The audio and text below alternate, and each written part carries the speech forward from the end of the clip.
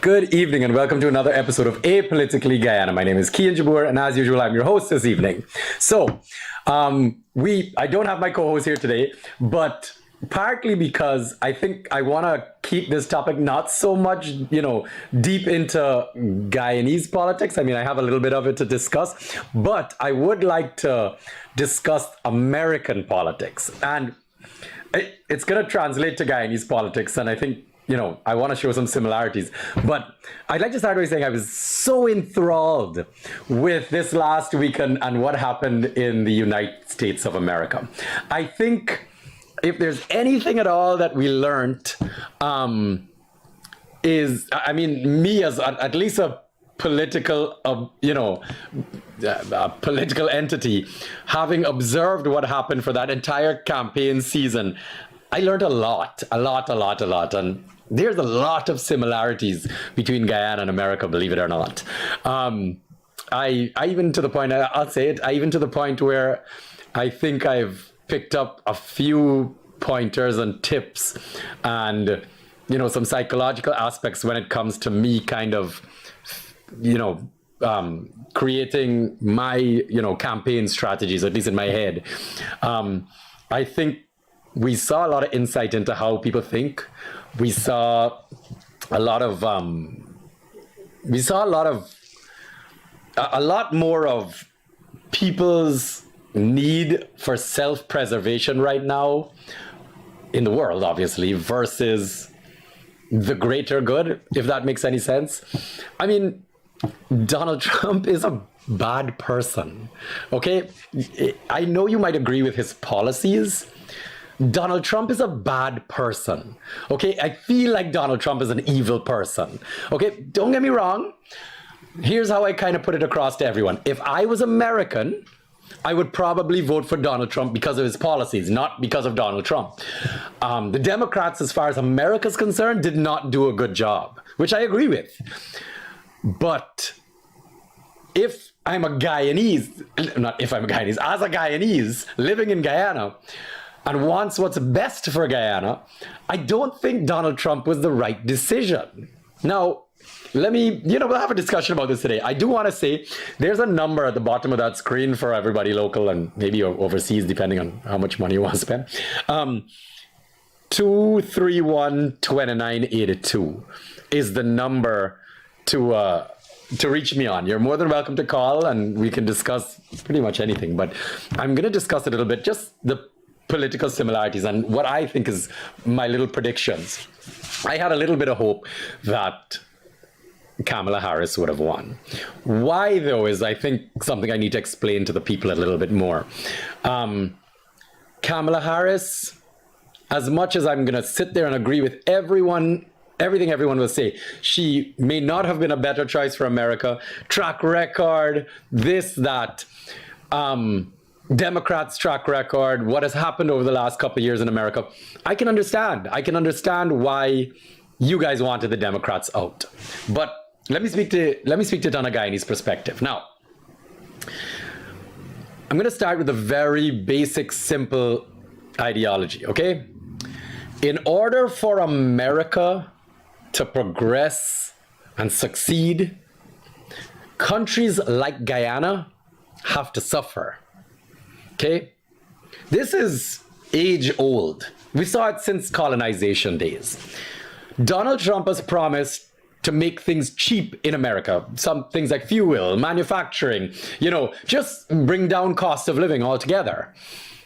In order for that to happen, one of the bases of that is oil, okay, is energy. And oil being the main source of energy, in order for the cost of living in America to come down, it means oil price will have to come down, something that Trump has promised many, many times during his campaign trail. Now, if Trump were to bring down oil to what he's saying he's going to do, to what he wants it to be, we are looking at oil coming down to maybe $40 a barrel. It can be arguably even less. I think fuel is over $3, and I think he said he wants to bring it down to $1.87. That would seem to be the weird number that he kept kind of throwing out there. Now, Donald Trump bringing down fuel prices, and particularly oil prices, is going to be a problem for Guyana, okay? So if oil price comes down based on our PSA, right, production sharing agreement, we get paid in oil. Our percentage is in oil. We actually get physical oil. We actually get a physical lift that we can then sell on the world market, and that's how we make our money. Now, if oil price goes down, we make less money, okay? And this is something that Trump campaigned on, because prices coming down for fuel in America means oil prices have to come down on the world market. Now, that's a problem for Guyana, all right? That means we're going to start earning less money here. We sit down and compare it to Kamala Harris. Kamala Harris has decided that she was going to take up the mantles on the Democratic side, and she was going to promise, you know, to be honest with you, she didn't really promise a lot, which is, you know, I guess you can kind of look at her as this better person morally, maybe, you know, socially cohesive, whatever your argument can be. But I got a lot of maintain the course from her. Now, as a Guyanese, I thought that was great. Why? This is going to be a little contentious, okay? Don't take it personally, but it's the reality of living in Guyana. It's the reality of how the world works. Trump going into power, you know, he's going to stop wars. Now, the Democrats were in power and wars were occurring. You know, the Israeli-Hamas war, the Ukraine-Russia war.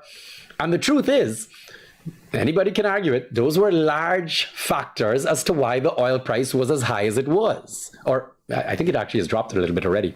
But that is a huge determining factor in Trump's policies that will be to the detriment of Guyana. Now, on a moral side of things, people dying, lives being lost, you know, wars have to end. Unfortunately, in the world, there will always be wars. Now, the large wars that are taking place, we're working to the benefit of Guyana, all right? And like I said, it's a little contentious, but it's the reality. Now, with Trump about to stop these wars, which I'm pretty sure he will do successfully, again, if I was American, I'm pretty sure Trump can do it. Trump will stop these wars, but it will be to the benefit of the oil price, lowering. Now, one of the factors, obviously, that needs to be taken into consideration is how will Guyana now adjust to earning less money? I had a laugh with some friends today because they were like, well, we didn't see any money anyway. But the truth is, we're making more money than we've ever made before. And the Democratic Party and the mess that they've caused was helping Guyana. All right? That's one aspect. The second aspect, which again I found so odd, was another one of Trump's policies, which he heavily relied on, was we are getting rid of illegal immigrants, people who are in America illegally. But this one actually made me laugh a little bit, because I was like, well, what do you mean? Like, thousands of Guyanese are in America illegally. So, and all of y'all who got family over there illegally, it's so weird to me that you would be supporting Trump, because I know you missed your family, because those are the people that he's going to be packing on planes and sending home. So I have missed that side of the argument. Trump is against illegal immigrants. There are thousands of illegal Guyanese immigrants in America. They all got to come back home. The policies mean they can get caught in the net and sent right back home. How much this is going to take place, how much is going to affect us, all to be determined. But I mean, you guys kind of have to see it. It's right there. All right. Now, that's the immigration policy. Let's go thirdly with their climate change policy. Now, I mean, this is a minor one. It is what it is. The reality is, Donald Trump doesn't believe in climate change. Countries like Guyana are the worst, are the first and the worst to be affected by climate change. We're already feeling it. We're already feeling the El Niños, the dry season, the rainy season that's severe. We're watching the flooding. We're watching the ocean levels rise. Like, if you don't believe that climate change is real, like Donald Trump, then you're missing a lot. You're not you're not intelligent. I'll tell you that climate change is real, and if you don't believe in it, then something's wrong with you. Donald Trump's policy of drill baby drill means that it's going to have a detrimental effect on the environment. That's a big problem for Guyana. Okay? Now, I just want to make this clear. People are hearing drill baby drill and they're like, oh, that's great for Guyana. Drill baby drill means increase the supply of oil to America from all around the world, which means oil price will come down so America can buy cheap and they can thrive. But buying cheap, again, is bad for Guyana because we are selling, okay? It's a problem. Now, this one is actually super contentious, and I think this one is gonna hit a little close to home for everyone. Now, Guyana has 11 billion barrels of oil as proven reserves. This is what's in the ground, 11 billion, okay? That's a lot of oil. Venezuela has 300 billion barrels of oil as proven reserves. Guyana has 11, Venezuela has 300 billion. 11 billion versus 300 billion. Now, Donald Trump is a businessman, okay? Donald Trump needs to ensure that he is securing America's future. One of the aspects that Donald Trump can look at is the fact that he needs access to the largest oil reserve in the world, which is Venezuela. After that is Saudi, and I can't remember another, maybe it might even be America. So the reality is, the same way, and this is scary stuff, and I'm not trying to fearmonger, I'm just showing you that Donald Trump is not the best decision for Guyana. Donald Trump is going to end the Russia-Ukraine war by giving Putin what he wants, okay? I'm saying that now, okay? The Ukraine might not be happy about that, but if you wanted to decide based on what you're reading in the media, what you're hearing already, is that Donald Trump has already had conversations with Zelensky and Elon Musk. God only knows why Elon Musk is in the meeting. And he has basically said two things. The war is over. We're not accepting the war anymore. And you have to be ready for negotiation. That's what he told Zelensky. Negotiation means you're not joining NATO. And hopefully, this is a big hope, hopefully he's not negotiating for them to give up part of Ukraine. Okay? Because America's the backers of all these wars. America's the money behind everything. America's the ammunition and arms behind everything. America's the power. All right? America's the powerhouse of the world. They determine who's in war and who isn't. If they enter a war, they are stronger than the next 26 countries combined in military power. So America determines who's at war and who isn't. Okay? That's the reality. If Donald Trump is willing to end that Ukraine war in that manner, what makes anyone think that Donald Trump won't sacrifice a little old Essequibo to get access to Maduro's oil? 300 barrels of oil, 300 billion versus 11 billion. It's a worrying scenario because Trump needs oil. He needs more oil to bring down the cost. Okay, that's how it works. It floods the market and the prices come down. Wars end, more access to oil comes into play, and that's what it is. Now, that's a fourth thing or the fifth thing that I'm worried about. The next and lastly, somebody just asked about what about the Gaza war. I'm gonna ask Robbie. I know I'm throwing you in a loop here. I'm gonna ask you to bring up the Israeli comment. It's the black. Yes, there we go. I'm gonna show you guys this. Okay. How do I turn this? Found it. Gotcha. So this here, guys, just so everybody, I can't zoom in. Oh yeah, there we go. This here, guys, this was put out, and I was awake all through the night.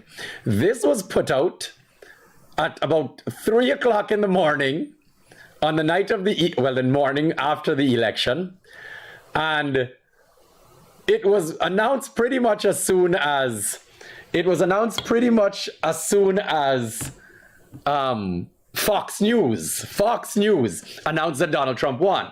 Now, just to read it for all of you that don't, that can't read it, maybe not just listening and not watching, it says, from Benjamin Netanyahu, dear Donald Trump and Melania Trump, congratulations on history's greatest comeback. Your historic return to the White House offers a new beginning for America and a powerful recommitment to the great alliance between Israel and America. This is a huge victory. In true friendship, yours, Benjamin and Sarah Netanyahu. Now.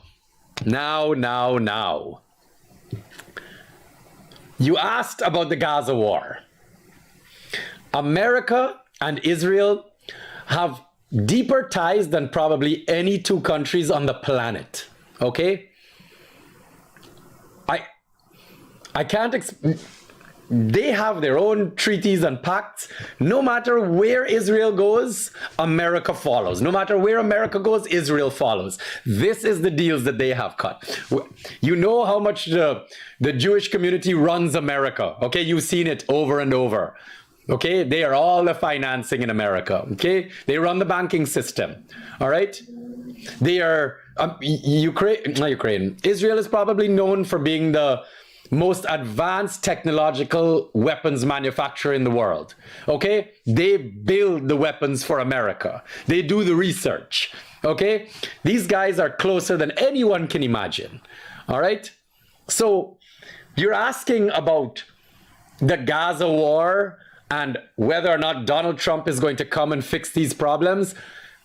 If Netanyahu was one of the first world leaders to congratulate Donald Trump, your guess is as good as mine. Okay? But I can only just read the signs for what they are. All right? And it's a really, really, again, worrying situation. Now, Donald Trump is America-centered. He cares about America, no one else. All the rest of us could just piss off. All the rest of us, he always wants to buy and take and pillage our countries and make sure America is as successful as possible. You have to remember that. Now, this all leads back to the same conversation I'm having, that Donald Trump, as much as I understand why America has voted for him, I get it, Donald Trump is not what's best for Guyana. All right? And these are the multiple things that I put on the table. If you're American and you voted Donald Trump, I understand completely. The Democrats were a waste of time. You voted based on making your life better. Now, I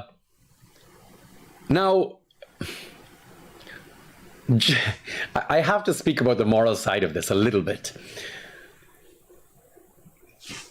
Let me just give you guys some insight. I try to maybe censor myself a little bit, but I think I need to discuss a little bit more what the worrying side of this is and how much similarities I see with Guyana. The problem that I have right now is Donald Trump in power reminds me of the PPP in power. Their big claim to fame is that the economy is going to do better, money's going to be made, and that's people's main priority. The problem I have with it is that the land becomes lawless. There's no rules and regulations anymore. It's every man for himself. And that terrifies me on a moral and social aspect. All right? That's what scares me about these things. This is why there needs to be a balance. So the same problem in America is the same problem in Guyana. It's a winner-take-all situation, all right? With those two parties, the Democrats and the Republicans, it's like APNU and PVP. Once you have those two parties ruling, whether in Guyana or there, we're going to end up in the same problem over and over and over again, okay? They're both good for certain things, but unless we figure out a way to combine both strengths, the countries can't move forward. All right? And this is what we're not grasping. We have to figure out a way now to ensure that this whole political game that's played with citizens and so on in the country is given the power back to the citizens. Okay? And that's what's missing here. Same thing with America.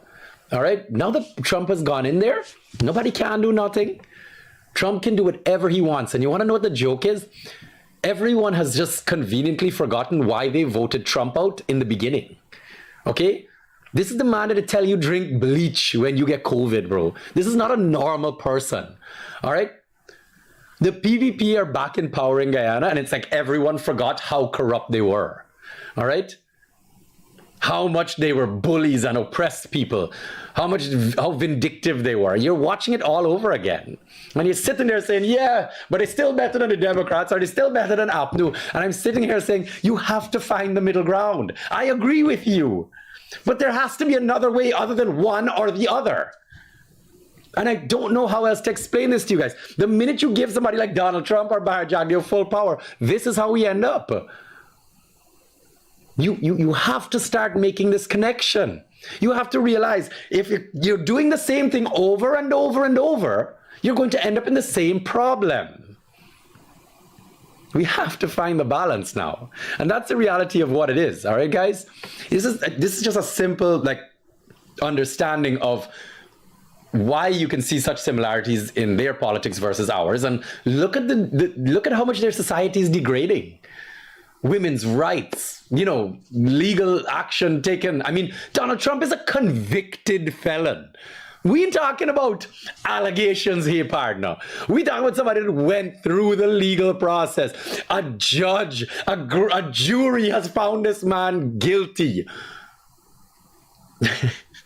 It's a worrying state. And this is the man that is now running the most powerful country in the world. We talk about Jagdeo who get catch, Bazadi when he get asked about Sue. We're talking about the PPP who, when they were in power for 20 years, Guyana dropped its lowest on our transparency index in our history. These are the same people gone back in. You're expecting something different?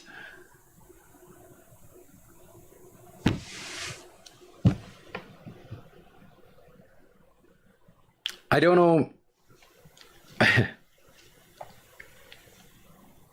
All right.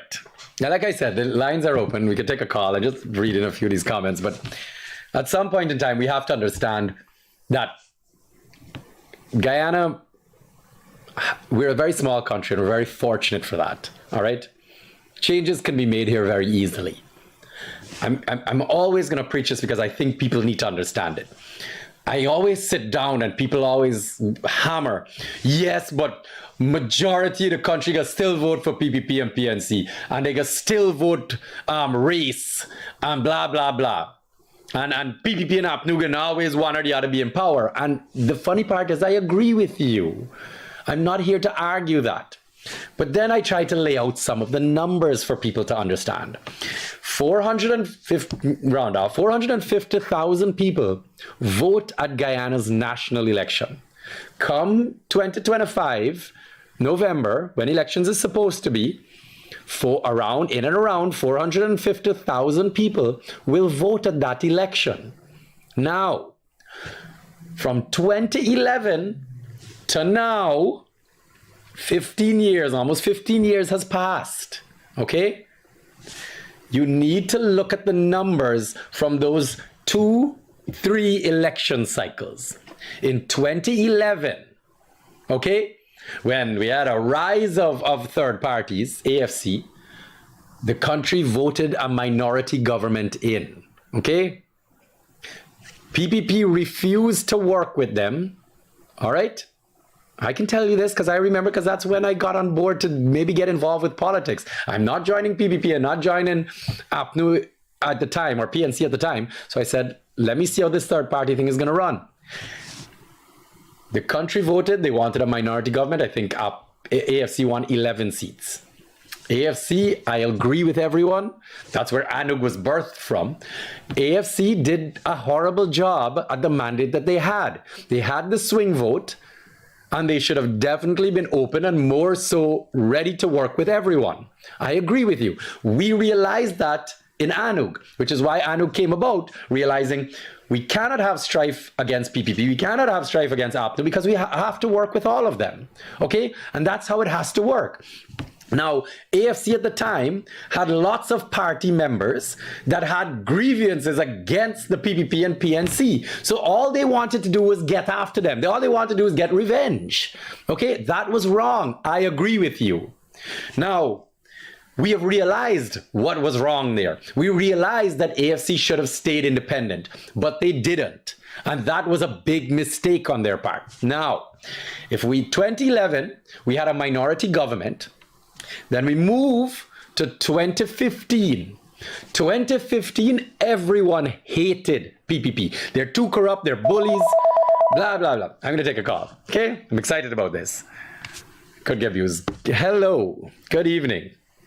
Hey, good evening, Kian. How you doing, man? I'm wonderful, how are you? I'm great, bro. So it's an interesting topic that you're dealing with, since we're on the eve of an election. A couple of years ago, I followed the AFC closely and was even integral in becoming part of their campaign heading into the election. That's when they first ran. The thing is, had they held their own, we would have seen them in government today. The reason I'm saying this is because there were so many energetic young people from UG. There were young doctors, young graduates, young entrepreneurs, all moving towards the AFC. Yep. And just because they wanted to grab victory at the earliest, that's right, they decided to collate. I mean, you have to wait for the right opportunity. So you didn't get in at your first election.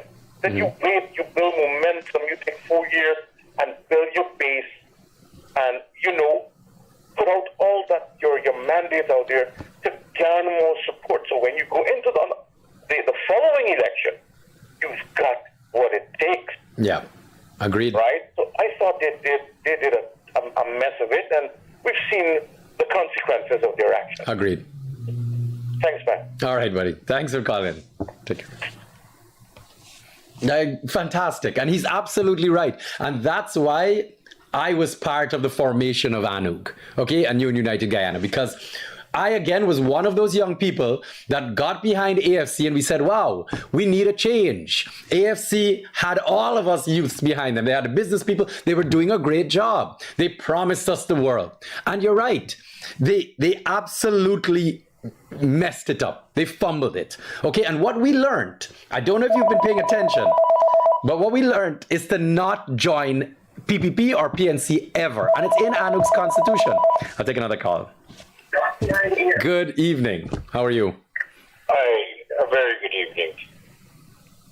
I just like to highlight something that I've heard many talk show hosts is talking about a lot of things, but they don't talk about the poor working class people.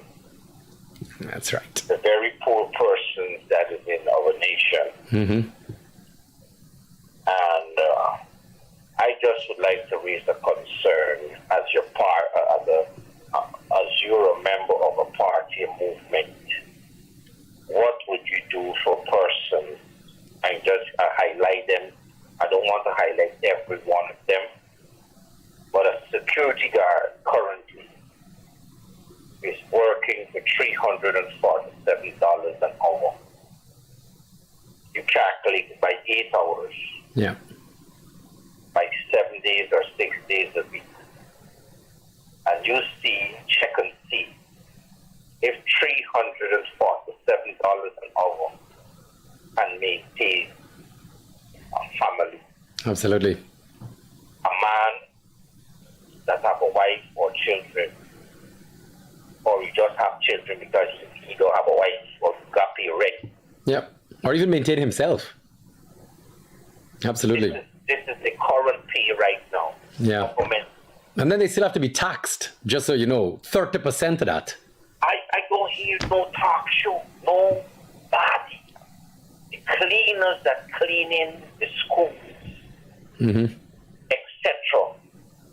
Go wrong, check and just ask them. Yeah. Absolutely. Absolutely. But I can chat about it now. I can bring it up. Actually, as soon as I've done this topic, I'm going to go into...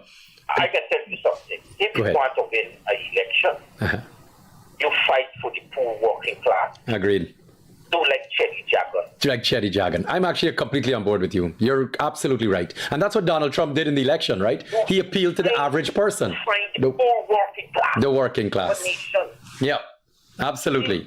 Look at these people, how these people got to be working hours, 12 and 16 hours, yeah, just to get some money for feed the family. Absolutely. In a rich country like Guyana. Mind-boggling rich. Just remember those words. I'm about to bring it up on screen. Yeah. All right, we can talk. Thank you so much. Thank you very much. Take care. All right, let me just finish. Just remember that word, mind-boggling. So just quickly, in 2011 was a minority government. In 2015, when everybody hated PPP, hated PPP, they corrupt, they bullies, we got to get them out of power, they've been there too long, we need fresh ideas, blah, blah, blah. Everybody voted for APNU AFC. They collated for 2015. Everybody voted for APNU AFC. And APNU AFC only won by 1 seat. Okay? That was Charanda's seat. Fast forward now to 2020, our last election. We were done with APNU AFC. They made a mess of the economy. We weren't happy with what they were doing. They were just not who the Guyanese people wanted anymore. And everybody was on board. We done with APNU AFC. We done with them. We voted elsewhere. You know, as of right now in the 2020 election, the PPP are only in power by 1 single seat. Okay? 1 single seat. It is 33 PPP, 32 opposition. Now, if, just as another statistic so you guys can understand, if all the third parties, I think there were about 7 of them, had joined together, we would have been almost 10,000 votes. It could have been a minority government right now. That is after everyone hated PPP in 2015, 1 single seat. Everybody hated APNU in 2020, still 1 single seat. Now, what you have to understand is, of those 450,000 people that will vote, 220 will still vote PPP no matter what. 220,000 will still vote APNU no matter what. Okay, this is the racial divide down the middle. Okay, they're not going to change. But what you have to realize from the last 15 years, the last 3 election cycles, is that all the power doesn't lie in those 220,000 people on each side. It lies in that 10,000 people in the middle. Less than a cricket stadium, less than an Amazon Warriors game. All the people you see in there, it takes less than that whole stadium full to decide who is the power in this country, just to walk the line in the middle. So when you hear APNU AFC, they can get all their votes, PPP, they can get the strong, diehards, they're going to have them no matter what, and that's what the elections have shown us. It's those people in the middle, those few thousand people that have all the power, okay? Those are the ones who decide who the government of this country is. All right, the middle class people, the working class people, the people that are not indoctrinated and, oh, PPP for life no matter what, oh, APNU for life no matter what. This gentleman just made a great comment. You want to talk to the working class people? How are the PPP right now talking to the working class people? Or are they just talking to the rich? Now, I'm going to bring up something here. Imagine I didn't even bring up no thing yet. I guess that is about 10 things. Can you put up the article that I sent? It says mind-boggling. There you go. Quick and easy.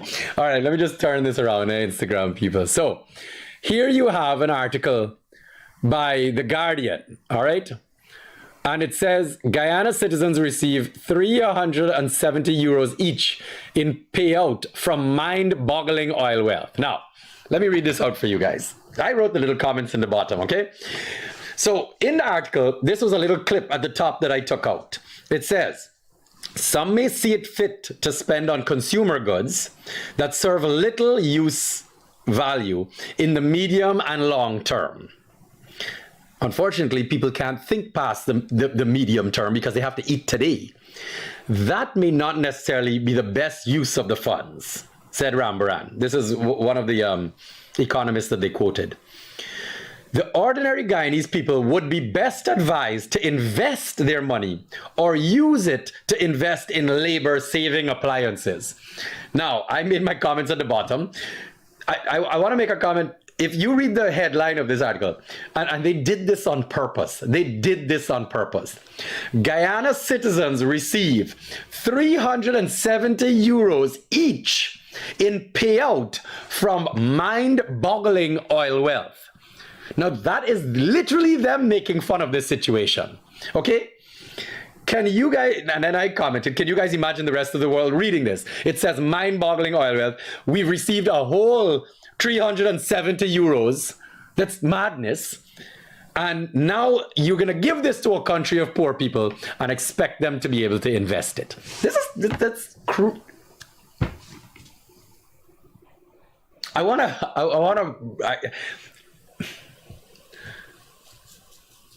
to bring this up. So two things I'm going to discuss here. The first one, and I'm just going to say this very quickly, because I can get into why this is a bad idea to help poor people like this gentleman just discussed.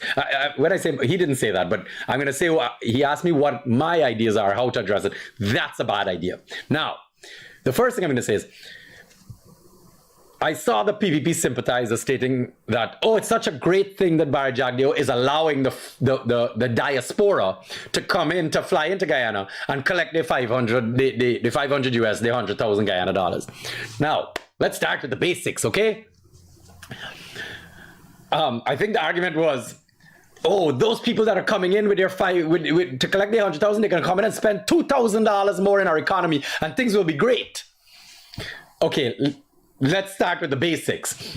If somebody's decision to not come to Guyana is because they don't have 500 US to spend on a plane ticket, it means they're not coming here to spend $2,000. That doesn't make any sense. That's illogical. You're telling me that this person sitting in America, oh my gosh, finally, 500 US the government of Guyana can give me, I'm going to go to Guyana now for sure and spend $2,000. If they had $2,000 to spend, the $500 wouldn't really be bothering them. So please get that nonsense out of your head, okay? Wrap your head around that, all right? Now, moving on. Why this is a bad idea? Well, the first thing is there's something called a knock-on effect, okay? And in this case, a knock-on inflation effect.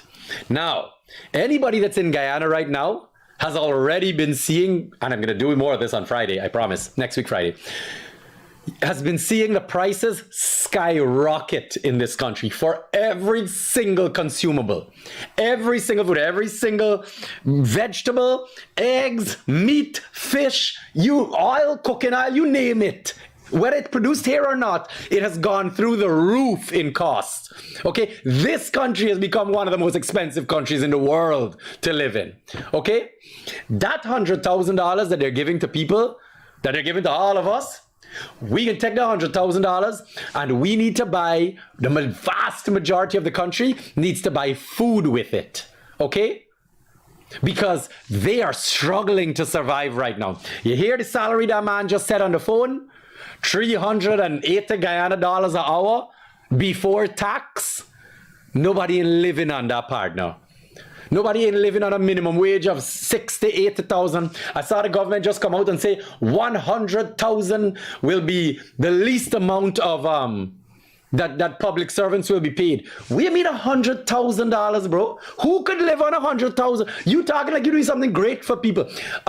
Oh, and then the PPP sympathizers gonna run out and scream, oh my gosh, he's just said minimum 100,000, partner.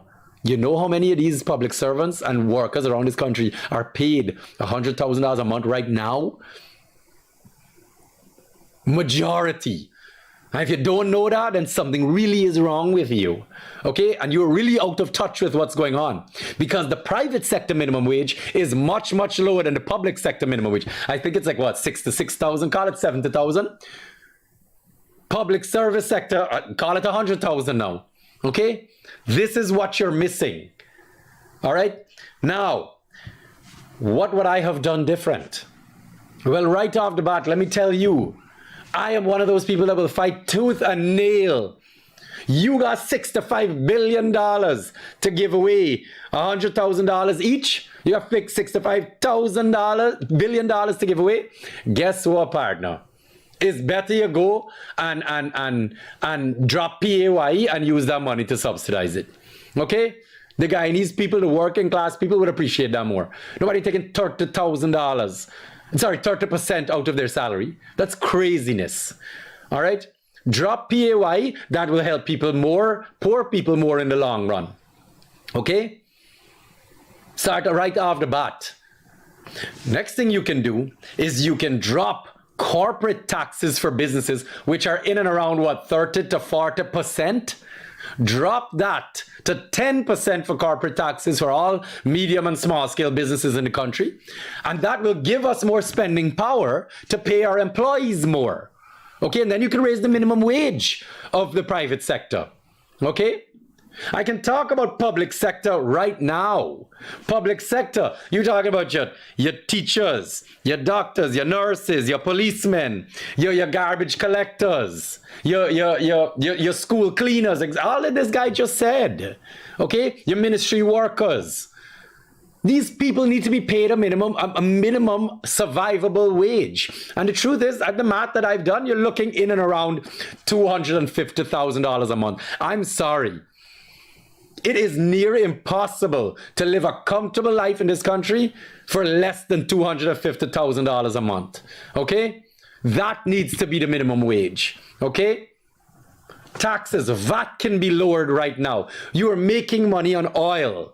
This needs to stop. The poor people in this country need an opportunity to grow and survive. All right? Interest rates at the bank for them to buy houses. Mortgages were right now 8% upwards, maybe 7% if you got a good relationship with them. But most people paying what? Above 10%? That's crazy. Nobody can afford to pay that mortgage back. So you got all these houses you're giving away that costing people $24 million to build. You're telling them, come and drop $2 million down payment, start building your house. And if those people are not earning $400,000 plus, they can't afford to live there. Their housing expenses plus their interest plus their bank loan. They can't. You are sinking them into a hole. Okay? Guyana got enough land that they should be giving away land for free in this country to citizens. You want to talk about helping develop this country? Let's talk about oil sector workers. Okay, let's take a page out of Trump book. The average worker that's working in the oil industry right now, you know what they need to do? They need to unionize and make sure that they are getting paid the same as the foreign workers, the same as them workers that coming in from abroad. Okay? They need to fight for more pay in the oil industry because we know that the oil companies can afford to pay the locals more. They're just choosing not to. Okay? We know that. All right? That's what needs to happen to make sure that people can get off the ground in this country. Drop PAYE, pay those people salaries, base salaries even more. All right? And then ensure that the foreigners coming into this country are taxed properly, okay? Not getting away with any and everything, duty-free concessions when the local guy is struggling to get something like a duty-free. When we pay in through our nose in PAYE and VAT, and the local employees the foreign employees barely paying any taxes. This is a joke. We, the citizens, are being taken advantage of here. We are paying for the foreigners. That's madness. We are second-class citizens in our own country. All right? Let's talk about the Chinese for a second. Them coming in, the business people that are struggling now because the Chinese are giving benefits that the locals can't get. And they're opening on every street corner. How can any local business survive next to them? But guess what? The government taking their bribes, everybody getting paid off, and the local companies taking a hit. That's the reality of what's going on. And guess what? When the Chinese start opening hotels, all these local hotels, they can take the hit. So everybody out there that feeling safe, okay? It's not how it works. All right? They're only in the supermarket and retail business right now. What, you don't think that that's going to grow? You don't think they're going to expand into other businesses? When they start opening car companies, which I'm pretty sure some of them have already. All right? The car industry in UK bringing in cars are cheaper than you can do it. What are you going to do? Because they ship in getting subsidized by China. What are you going to do? You're not understanding how this is going to affect everybody coming down the line. And then, God forbid, oil price drop and Guyana start make less money. What then? You think we could compete with Chinese farming? Because their government giving them money to come and buy equipment. Our government giving them duty-free concessions to bring in equipment. Everything's subsidized for them. They're not paying the rightful taxes. How we could compete? Well, what am I missing here? This is all that's going on. Donald Trump just preached it. Just preached it in his election. And if people aren't realizing this now, that it's the same shit happening here, then we're in a worse place than we think. We're in a much worse position than we think. Then we got the government claiming that we're giving away 370 euros, 500 US, 100,000 Guyana dollars. Like that can help anybody. That's just going to make things more expensive in the country. Nobody can invest in. We're telling, well, how you tell a country of poor people, look, 100,000, invest it. Bro, they need that money for food. They need that money to survive right now. How are they need that money to fix the car, the bicycle, it is, they do. I don't understand, to pay for the child's school uniform. How are they affording this? How can they invest it? Oh, and then I saw they come up with this whimsical idea. Well, everybody should just put their money together and make it into one big lump sum of money and invest it. What are you talking about?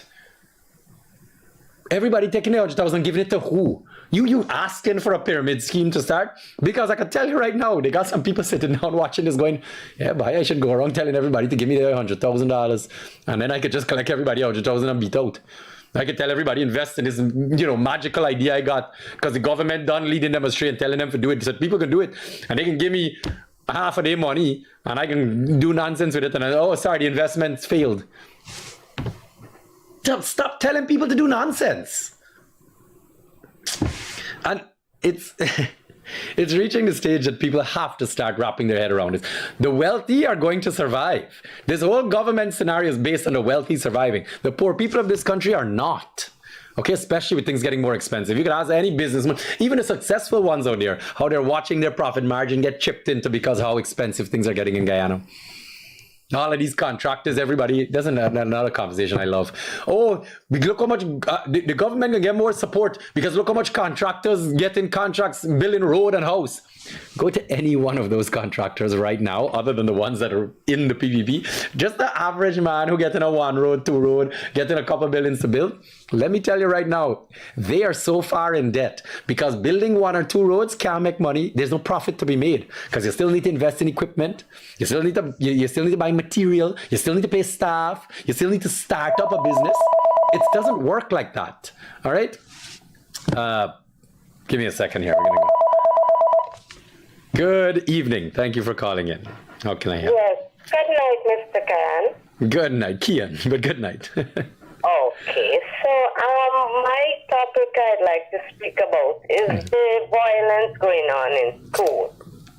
I think parents and teachers and even the Ministry of Education needs to put their heads together to try and find a solution to this situation. It's getting rather out of hand. Yep. I, for one, as a parent, I'm considering to let my son be majority of the school days at home, and I'm going to teach him and let him go just for tests because they're just basically just bullying children. I can't understand where this come out from. This kind of violence and anger. I want to try to understand how it come about because I can't put my head on it at all. Absolutely. It's a great topic of conversation because we actually spoke about it, last week, Timothy, Jonas, and myself. And we try to narrow this down as much as possible. What is really going on? Why are children so violent? Why are they fighting in schools? Why are parents and teachers fighting? Why are teachers and teachers fighting? Why parents and parents fighting? Why parents and students fighting?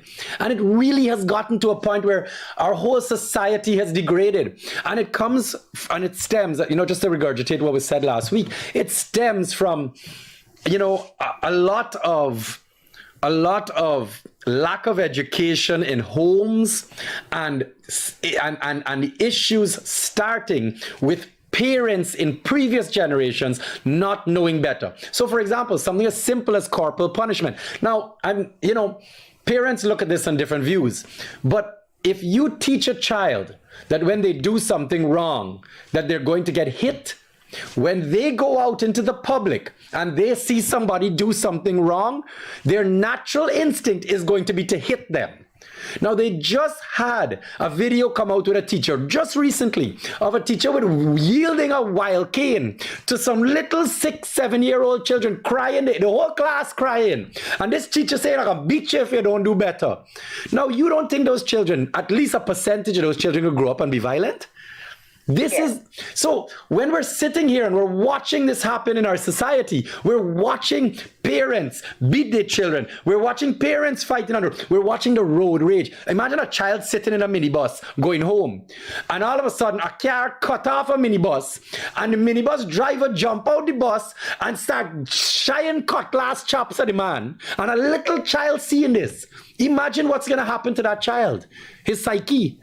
So we have degraded so much into society. And I can even go as far as look at our parliament. Look at how nasty it is in there when those two big parties arguing, talking about dildo and who should use dildo and all of these nasty things. It is from the top down. Nobody has any regard anymore for a moral capacity. Nobody cares about each other anymore. True, so true. That is absolutely true. And our children are the ones that are feeling it, and it's the next generation. I have my daughter in school, and I hear you. Listen, my daughter goes to Marian Academy, and I just read this thing about a car pulling up and offering children candy. Did you read that? Yes, I did. Like, where do we live when a car could pull into a private school? And now I'm not even about to say that they should be better. If a private school with private security is dealing with that, I can't imagine how bad public schools are. Well, I'm about to say that also. Yep. My take on this whole situation also is if the children are not comfortable, they cannot retain what is being taught. Yep. The schools are being built, but they are not completed. There are lots of schools on the East Coast, Georgetown, East Bank, West Coast. Absolutely. It's just a shell. There's no ventilation, there's no fans, there's no electricity in the buildings that you can plug in a fan. Parents can up and just buy a fan for the class because their child is there. But then there's no electricity. Exactly. Oil-rich Guyana. Mind-boggling oil wealth. The AFC just did this thing that the PPP, all the little stupid PPP commentators, they made this ridiculous drama out of it. AFC did a calculation of how many schools don't have running water and that got pit latrines still in these schools. How can you expect children to learn in that environment? There's another point I'd like to raise. They have toilets, right? They have cleaners that has been appointed to those specific jobs. Mm-hmm. But if you make one move and enter any public school, any part of Guyana, the toilet, you would be surprised and want to know if it has ever been cleaned. Wow, there you go. Excellent. Graffitis on the walls, all sorts of things. And they have 3 to 4, 5, 6 cleaners for each school. I have witnessed this in primary school and secondary schools along the East Coast corridor. I have not been able to get into any of the schools in Georgetown to check, but I have checked personally as a parent. I've checked many schools along these schools. Yeah. And it is a known fact. I don't know what the ministry is doing.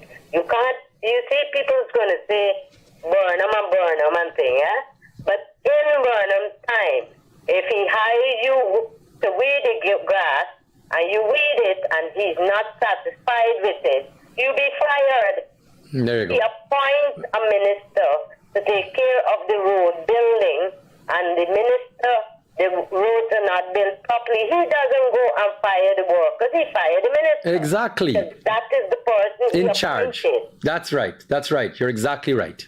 I'm happy you're right. But I appreciate you calling in. I can chat about these things for a few minutes. Thank you for bringing the point Thank up. you very much too, sir. Have All a right. good night. Take care. How much more do you guys need to hear? You guys think that I just come and sit down here and come up with this nonsense myself? You think I just come and run my mouth? These are people that reach out to me every day. These are people, because I am one of the few people actually talking. The few people sitting here talking. Every day, anybody around me sees it. All my friends and family, they say, I show them every day on my phone how much people has messaged me. This is normal. I talk to regular people all the time because I'm one of the few people that they know are not PPP. I'm not gonna do nothing bad. I'm not app news, so they can talk to me on a level playing field. But exactly what she said. Look, this young man. Let me happy to bring this up. I'm so glad she brought this because look at this young man with his video that gone viral from President's College, standing up talking about how his experience was and what the teachers did and the conditions and the learning environment. And people blambase this boy. Who did it? The PPP. Okay, because that by calling them out for the shit that they are doing in schools. All right? And I will always bring this up once schools are brought up. What happened in Madia? That is the worst tragedy to ever happen in this country. And if that doesn't show you the lack of concern of this government and the APNU government for the children of this country, I can't help you. You're not seeing anything. You don't care. These children are literally dying. Nobody's doing anything. Ask how much things have changed in schools since that Madia thing. Nothing. We could talk right now, but schools still ain't got running water. So if there's a fire in those schools, what, more children dead? Because if they got no running water, they got no sprinkler system. What are we talking about right now? You're hearing the people talk. Y'all still not understand how bad things are? We have to have a balance of power because what that brings is accountability. What that brings is ensuring that that same minister, the job is to make sure those schools are safe. When tragedy strikes, that minister gotta go to jail. It is their responsibility. You have to understand this. You want to run for public office. You want to be in charge. You want to be big minister driving Prado around and got people paying for your house and using taxpayer money. Then you can take the responsibility that comes with it. That's what needs to change in this country now. It's too much. Okay? You just listen to how many people talk in here. Now, I can bring up, just to talk about accountability. I have to say it. I sat down 2 days ago with a police officer, all right? We were talking, I looked at him and I said, man, y'all really do a bundle of nonsense with that right turn from Vicinjon Road onto Lamha that y'all decide we can't think. No. This man look at me straight, my business up. Mr. Jabour, no disrespect, but please stop saying y'all. The police don't make decisions. The police enforce decisions. Okay? He said that decision came from cabinet. That decision came from the ministry and we followed instruction. Okay? They told us to lock off that road. They told us to stop people from turning right. It was not the police who decided that. So who is taking responsibility? Who has made that decision all on their own? Because anywhere else in the world, something like that is data driven. You got some people going to put up a little tent right on the corner of Lamha and Vicinjon there, and they can count cars for weeks and say, well, this is how many cars are turning. This is how many cars going straight. This is how many cars is end up at the traffic light. This is how many cars is fumble or drives through and hold up traffic. They will do research. And then they will say, well, it's not because they're turning right that's causing the problem. It's the bottleneck that's happening up by Gaiwa. Or the bottleneck because the bridges are only one way and there's got skip bridges. Or survival supermarket for all I care. I don't care what your excuse is. They will tell you why it's happening. But no, we don't do nothing with data here. You can't hear nothing with any research. You just hear random decisions being made. As was just said, who taking responsibility when the road is garbage? The contractor that paid a bribe to make a little extra money to don't pour, 4 inches of asphalt, but instead pour 2 because they want to save half the money. And they're getting away with it because the engineer from the Ministry of Public Works went to test it and to realize it's not much and then take a kickback. Who are you blaming? It starts at the top. You're not understanding this? This is basic stuff. All right? Going back to Maria, I'm sorry. These are our children. Who's taking accountability for them? Who's taking accountability for the lack of security in our schools? The lady just asked about the violence in the schools. Every day. Who's taking responsibility for the deaths on the road? For not making our roadways safe? Or better yet, no accountability for if somebody's speeding, they just pay a bribe and they're good. If they're just drunk and they drive, no, they just pay a bribe and they're good. Who is taking responsibility? Is the Minister of Home Affairs doing his job if you know the police at the bottom corrupt and not doing nothing? I don't know how else to explain this to you guys, but I did have a couple more topics, but I'm really happy with the people that called in, guys. Please, I'm going to try to do this a little bit more often. Super happy for you guys to have listened. I know I started a little early, so I'm being yelled at. I can kind of hear it through the thing that I have to cut off now. So, guys, please be safe on the roadways. It's a long weekend.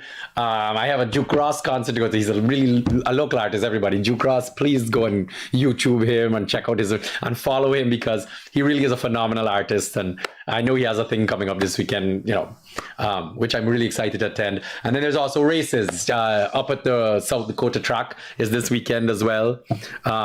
So please get out there. There's some nice things happening this weekend, but most important, please stay safe on the roadways, guys. It's the biggest epidemic in this country right now. People are dying on the roadways more than any other thing. So please, guys, please be careful out there. All right, drive defensively. All right. On that note, thank you for joining me here on Apolitically Incorrect.